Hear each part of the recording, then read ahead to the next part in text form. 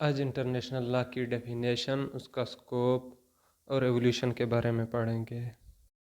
सबसे पहले ये देखते हैं कि लॉ क्या है।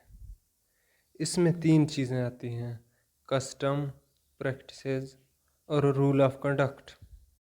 यानी लॉ का ताल्लुक किसी भी कम्युनिटी के कस्टम, प्रैक्टिसेस और रूल ऑफ कंडक्ट से है। इंटरनेशनल लॉ क्या है? जैसा कि नाम से जाहिर है, इंटरनेशनल लॉ यानी नेशंस के दरमियान लॉ। ये नॉर्म्स, रूल्स और स्टैंडर्ड्स के सेट हैं जो नेशंस को या स्टेट्स को बाइंड करते हैं। अगर 2 स्टेट आपस में कोई ट्रीटी करते हैं तो उन पर डोमेस्टिक लॉ अप्लाई नहीं हो सकता, फिर हमें इंटरनेशनल लॉ की ज़रूरत पड़ती है। फिर हम यहाँ वो बॉडी ऑफ रूल्स अप्लाई करेंगे जिन्हें इंटरनेशनल लॉ का नाम दिया जाता है। अब हम देखते हैं scope of international law. Nation या स्टेट्स के दरमियान जो रिलेशन हैं उन्हें रेगुलेट करने में इंटरनेशनल लॉ का किरदार है।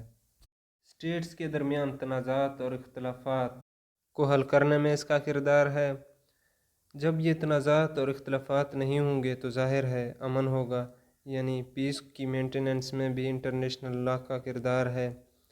इंटरनेशनल ऑर्गेनाइजेशन है, उनको रेगुलेट करने में ये मुआविन है। जो नॉन स्टेट एंटिटीज़ के इश्यूज़ हैं उनको ये डील करता है।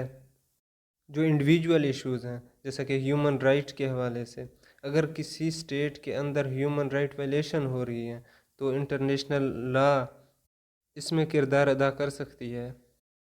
अब हम पढ़ते हैं एवोल्यूशन ऑफ इंटरनेशनल लॉ। इसको 3 हिस्सों में डिवाइड किया जाता है: first period, second period, third period. जो पहला दौरानिया है ये यूरोपियन सिविलाइजेशन के ओरिजिन से रोमन एम्पायर के आगाज़ तक का अरसा है। इंडिया इंटरनेशनल लॉ से तब वाकिफ़ था जब मानदा दुनिया अनसिविलाइज्ड स्टेज पे थी। जो पोस्ट वैदिक पीरियड है इसमें जंग के मुतल्लिक, मुआहदों के मुतल्लिक, अलाइंसेस के मुतल्लिक और सफ़ीरों के मुतल्लिक कुछ उसूल थे। जंग का एक तरीक़ाकार होता था। सफ़ीर चाहे जो पैगामात ले जाते, अच्छा या बुरा, उन्हें मारे जाने की ममानत थी, उन्हें कोई मार नहीं सकता था। 3rd सेंचुरी BC में अगर रोड्स को देखें जो कि ग्रीस का मशहूर शहर था, एक जाना पहचाना तजारती मरकज़ था, रोड्स के ताजरों ने चंद उसूलों को फॉलो करना शुरू किया जो बाद में दूसरे स्टेट्स भी फॉलो करने लगे। इन उसूलों को मैरी टाइम गोल्ड कहते थे। इन्होंने लॉ ऑफ मैनकाइंड को भी रिकग्नाइज़ किया, जिससे जो पैगाम ले जाता था कासिद, उसकी हिफाजत, अलाइंसेस और ट्रीटीज़ पे जो अमल दरामद का सिस्टम था वो इस्टेब्लिश हुआ। रोमन एम्पायर की जो सबसे बड़ी कंट्रीब्यूशन थी वो जस्ट जेंटियम थी, जिसका मतलब है लॉ ऑफ नेशन। जस्ट जेंटियम एक कोड ऑफ रूल था जो मुख्तलिफ ममालिक के शहरियों के मामलात में अप्लाई होता था। ये बिल्कुल इंटरनेशनल लॉ की तरह के रूल थे, इसलिए इंटरनेशनल लॉ की डेवलपमेंट में ग्रेट कंट्रीब्यूशन कहते हैं। नेक्स्ट है सेकंड पीरियड। रोमन एम्पायर से जो रिफॉर्मेशन तक का अरसा है ये सेकंड पीरियड में हम पढ़ते हैं।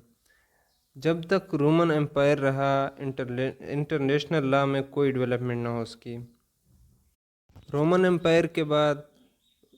एम्पायर का जब ख़ात्मा हुआ उसके बाद फ्यूडल स्टेट्स बने। फ्यूडल हुक्मरानों ने चर्च की सुप्रीमेसी के ख़िलाफ़ एहतजाज किया। इस सिस्टम में टेरिटोरियल इंडिपेंडेंट स्टेट का कंसेप्ट सामने आया। पोप की सुप्रीमेसी को चैलेंज किया गया। पोप की जो अथॉरिटी थी उसका ख़ात्मा किया गया। नेशन स्टेट जब बने थे उन्होंने आपस में जंग शुरू किए।